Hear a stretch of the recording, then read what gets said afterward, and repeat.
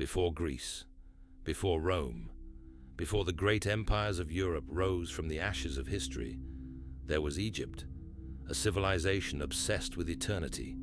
Its kings became gods, its dead were prepared for immortality, and its myths attempted to answer the greatest question humanity has ever asked. What happens after death? For more than 3,000 years, the people of ancient Egypt built colossal monuments, not for the living, but for the dead. Beneath the sands of the Nile lay stories of cosmic wars, divine betrayal, monstrous serpents, resurrection, and judgment in the afterlife. Their gods were not distant creators. They walked among humanity. They loved, they killed, they deceived, and they ruled over every force of existence itself. This is the story of Egyptian mythology, a world where the sun could die every night, where souls were weighed against truth itself, and where one mistake in the underworld could condemn a person for all eternity. Egypt was born from contradiction. On one side, endless death, a sea of desert stretching beyond the horizon.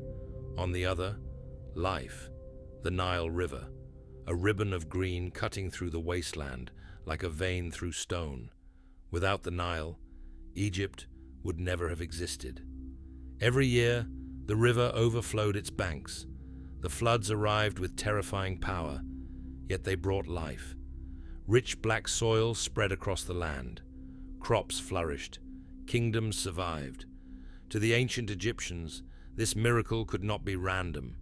The universe, they believed, was governed by invisible forces, order against chaos, light against darkness, life against death, and every moment of existence balanced between them. Beyond the Nile lay the Red Land, the desert, a place of death, monsters, and wandering spirits. But beside the river stood the Black Land, fertility, civilization, humanity itself. To the Egyptians, the world was fragile. Chaos waited just outside the borders of order. One failed flood, one drought, one invasion, and civilization could collapse into oblivion. This fear shaped every aspect of Egyptian life, their architecture, their religion, their kings, even their understanding of the afterlife. Because Egyptian mythology was never merely entertainment, it was survival. The Egyptians believed the gods controlled everything: the movement of stars, the flooding of rivers, the birth of children, the rise of kings, even death itself. And above all else stood one sacred principle: Ma'at. Ma'at was more than truth, more than justice. It was cosmic balance itself, the force holding reality together. Without it, existence would descend into chaos. The gods protected Ma'at, the pharaoh enforced it, and every human soul would one day be judged by it. The pharaoh was not simply a ruler, he was divine, a living bridge between humanity and the gods. His bloodline connected heaven and earth. His duty was sacred: maintain order, defeat chaos, preserve Egypt forever. This belief allowed Egypt to endure for more than 3,000 years, longer than the Roman Empire, longer than most civilizations in human history.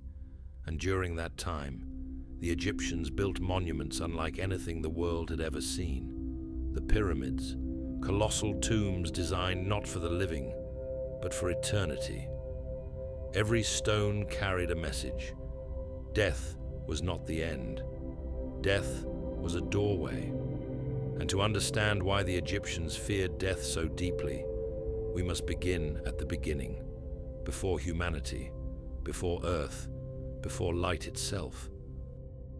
Before the first sunrise, before the first god, before even time itself, there was only darkness. The Egyptians called this void noon, an infinite ocean of chaos, silent, formless, eternal. Nothing lived there, nothing moved. Reality itself had not yet begun. But within the waters of noon, something stirred, a presence, a consciousness awakening in the dark, a A tomb was the first god, self-created, alone in existence. There was no earth beneath him, no sky above him, only endless chaos stretching forever. And from isolation, a tomb began creation. He created Shu, god of air, and Tefnut, goddess of moisture.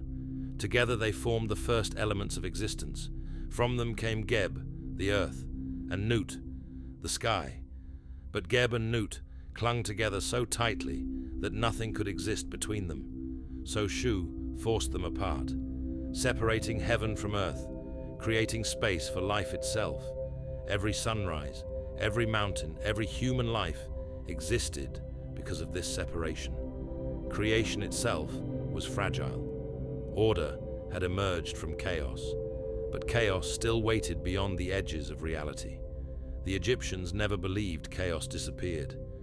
It could only be contained, and the gods who followed would spend eternity fighting against it. Nut gave birth to 4 children: Osiris, Isis, Set, and Nephthys. Their story would become the foundation of Egyptian mythology, a story of betrayal, resurrection, vengeance, and eternal kingship.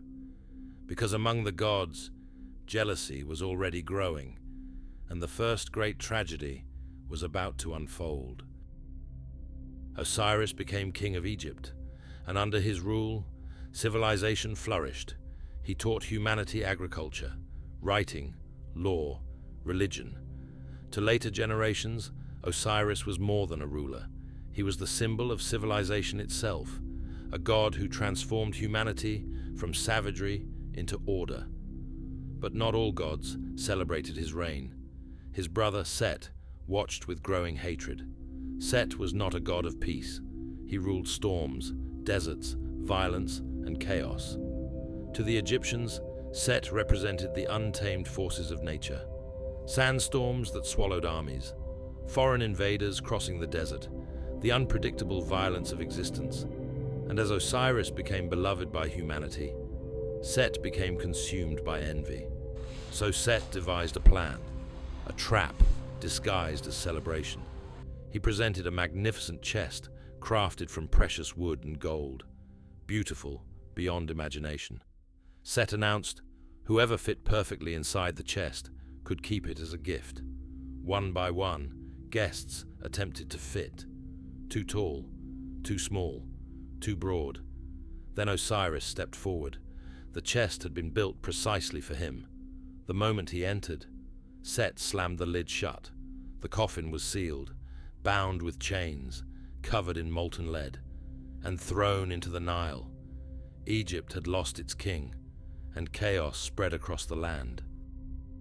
Osiris was dead, his body lost somewhere beyond the lands of men, and Egypt descended into mourning. Crops failed, order weakened, chaos spread across the kingdom like a disease. But one figure refused to surrender: Isis. Isis was no ordinary goddess.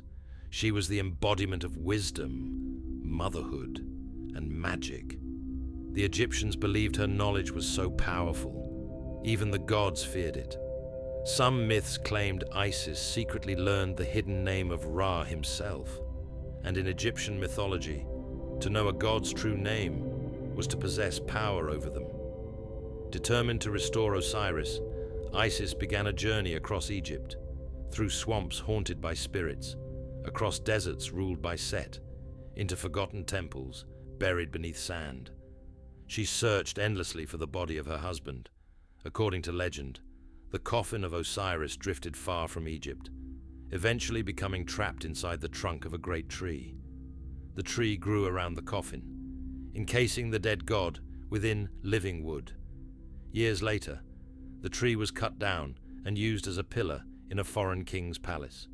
And there, Isis finally found him. But the tragedy was not over. Set discovered the body, and in uncontrollable rage, he committed an act so brutal it would echo through mythology forever. Set tore Osiris into pieces, scattering them across the land, an attempt to destroy him completely, to erase even the possibility of resurrection. But Isis refused to let death win. One by one, she searched for every fragment, reassembling the god piece by piece. Temples across Egypt claimed to house different remains of Osiris, turning the land itself into sacred geography. With the help of Anubis, god of embalming and the dead, Isis performed the first mummification through sacred rituals and forbidden magic. Osiris rose once more, not as king of the living, but as ruler of the dead. In that moment, Egyptian mythology transformed forever. Death was no longer final. Resurrection had become possible, and the promise of eternal life would define Egyptian civilization for thousands of years. Before Osiris departed fully into the underworld, Isis conceived a child, Horus, the son destined to challenge Set, the heir to the throne of Egypt and the future king of the gods. Hidden from chaos, the child god grew in secret, preparing for a war that would decide the fate of heaven itself. Horus was born into a broken world, his father murdered, his kingdom stolen, his enemy ruling Egypt, and from the moment of his birth, Set sought to destroy him. Isis concealed the child deep within the marshlands of the Nile Delta. There, protected by magic and loyal spirits, Horus survived, but danger surrounded him constantly. Some myths describe serpents sent by Set, others speak of poison, disease, and demonic creatures. Yet every attempt failed. As Horus matured, so did his rage. He would not remain hidden forever. One day, he emerged from exile and demanded the throne of Egypt. What followed was not a single battle, but years of conflict, a struggle so immense, even the gods became divided. Some supported Horus, others feared Set's power, and above them all sat Ra, uncertain which side deserved victory. The battles between Horus and Set became legendary. In some stories, they transformed into giant hippopotamuses beneath the Nile. In others, they fought in the skies themselves. Their war symbolized something greater than kingship: order against chaos, civilization against destruction. During one violent confrontation, Horus lost his left eye, a catastrophic wound, but the eye was later restored through divine magic, becoming one of the most sacred symbols in history, the Eye of Horus. To the Egyptians, the eye represented healing, protection, wholeness restored after suffering. Amulets bearing its symbol were worn by the living and buried with the dead. Eventually, the gods reached a decision. Horus would become the rightful king of Egypt, and Set, though defeated, would not be destroyed, because chaos could never truly disappear. It could only be controlled, balanced, contained beyond the borders of order. This idea would become central to Egyptian belief. The universe survived not because evil vanished, but because the gods kept it in check. And every single day, one god fought that battle more than any other: the sun god Ra. To the Egyptians, the rising sun was not merely nature, it was proof that the universe had survived another night. Ra was among the most important gods in all Egyptian mythology: creator, sun god, divine king of heaven. Every morning, Ra sailed across the sky aboard his solar boat, bringing light to humanity, watching over creation, maintaining Ma'at. But when the sun disappeared beyond the horizon, Ra's true battle began. Each night, he descended into the underworld, and there, waiting in eternal darkness, was Apophis. Apophis was no ordinary monster. He was chaos incarnate, a primordial serpent born from the same darkness that existed before creation itself. His purpose was simple: destroy the sun, return the universe to eternal night. Every night, the gods battled Apophis in the underworld. Spears pierced darkness. Storms erupted across the void. The serpent attempted to devour Ra and plunge existence into oblivion.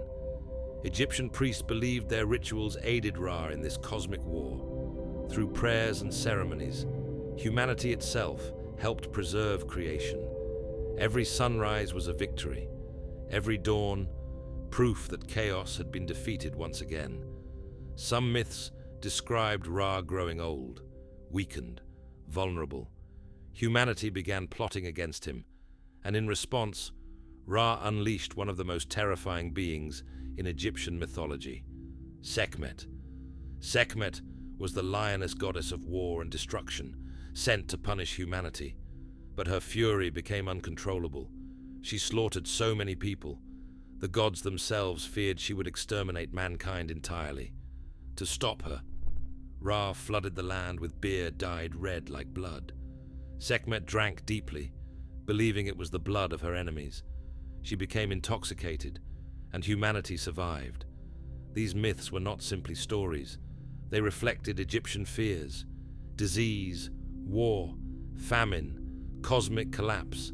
Their gods embodied both creation and destruction, mercy and terror, life and death. But no subject consumed the Egyptian imagination more than death itself, because to the Egyptians, death was only the beginning of a far more dangerous journey.